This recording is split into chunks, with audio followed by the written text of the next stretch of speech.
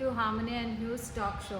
Last ఎపిసోడ్లో మీరు చూశారు కదా, హార్మనీ అండ్ హ్యూస్ వారు శ్రీ వెంకటేశ్వర స్వామి గానామృతం అనే నృత్య నాటిక సెప్టెంబర్ 14వ తారీఖు శనివారం శ్రవణ నక్షత్రం ఏకాదశి రోజు పీజీపీ హాల్ ఆడిటోరియం లెవెల్ 1లో జరిపించడానికి సంకల్పించారు. ఈ షోలో ప్రత్యేకంగా ఫోక్ డాన్స్ కొరియోగ్రాఫర్ శ్రీమతి క్రాంతి గారు మనతో వారి ఆలోచనలు పంచుకుంటానికి ఉన్నారు.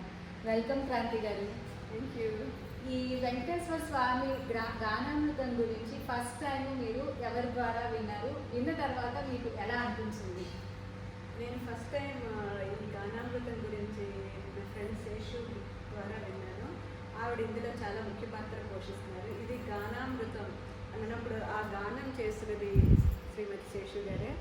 ఆవిడ నాకు ఇలాగా కూచిపూడి అండ్ ఫోక్ మేము పెడదాం అనుకుంటున్నాము ఈ డ్యాన్స్ దాంట్లో. సో ఈ కూచిపూడి నిషిత గారు తీసుకుంటున్నారు, ఫోక్ డ్యాన్స్ నన్ను చెప్పమన్నారు. I'm very happy to be part of this folk dance. We're also very happy to have you with us అండి. మేము శేషు గారిని అప్రోచ్ అయినప్పుడు మా ఆలోచన కూచిపూడి, సంగీతం ఈ రెండే ఉన్నాయి. అసలు ఫోక్ డాన్స్ అనేది మా ఆలోచనలకి అందలేదు. బట్ ఆవిడ చెప్పంగానే వీ ఫెల్ట్ సో హ్యాపీ. అంటే ఇంకొక యాంగిల్ వస్తుంది ఈ ప్రోగ్రామ్కి అని అనిపించింది. సో హ్యాపీ అబౌట్ ఇట్ అనమాట.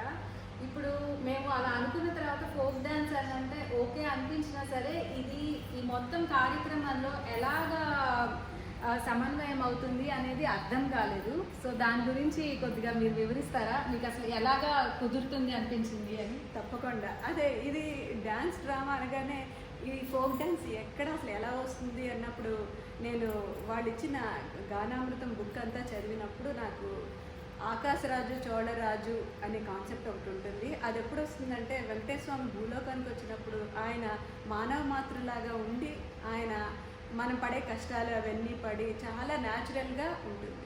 దాన్ని అక్కడ మనం జానపదం చేయొచ్చు అనే ఒక ఐడియాతో నేను అనుకున్నాను. ఇందులో నేను భాగంగా కోలాటం కూడా తీసుకున్నాను. ఎందుకంటే ఆ కోలాటం ద్వారా వెంకటేశ్వర స్వామి చరిత్ర ప్రజలు ఎలా చెప్పేవారు, అలాగే మనం ఇక్కడ స్టేజ్ మీద ఆ కోలాటాన్ని మీరు చూడబోతున్నారు. వెరీ బ్యూటిఫుల్ అండి. సో ఇప్పుడు మన ఆర్టిస్ట్ని అంటే కోలాటంకి కానీ జానపద నృత్యానికి కానీ మీరు డాన్స్ చేసే ఆర్టిస్ట్ని, ఫోక్ డాన్స్ చేసే ఆర్టిస్ట్ని ఎలాగా సెలెక్ట్ చేసుకున్నారు? అసలు జానపదం అంటేనే జనపదం అండి. జనాలకి, మామూలు జనాలకు కూడా చక్కగా ఆడుతూ పాడుతూ చేసుకునే నృత్యాన్నే జానపదం. సో ఇక్కడ మనకి చాలా పెద్ద డాన్సర్స్ లేకపోతే ఆల్రెడీ వచ్చిన వాళ్ళు అస్సలు అక్కర్లేదండి. మామూలు మన హౌస్ వైఫ్సే వాట్ ఎవర్ డాన్స్ చేసే ఇంట్రెస్ట్ ఉన్న వాళ్ళు ఎవరన్నా సరే జానపదం చేయొచ్చు. సో అలా నేను అసలు ఎవరికైనా ఇంట్రెస్ట్ ఉందా అన్నప్పుడు కొంతమంది ముందుకు వచ్చారు.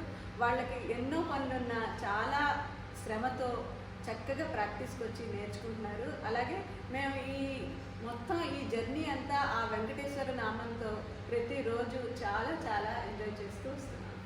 చాలా సంతోషంగా ఉంది క్రాంతి గారు ఇది వింటుంటే. ఇప్పుడు ఈ ప్రోగ్రామ్ మీరు ఫోక్ డాన్స్ కొరియోగ్రఫీ చేస్తున్నారు కదా, మన ప్రేక్షకులకి రేపొద్దున మన కార్యక్రమానికి విచ్చేయాలి అనుకున్న వాళ్ళకి మీ సందేశం?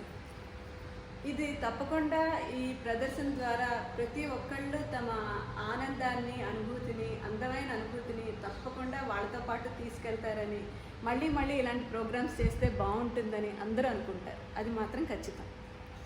థ్యాంక్ యూ అండి. చూశారు, విన్నారు కదండి.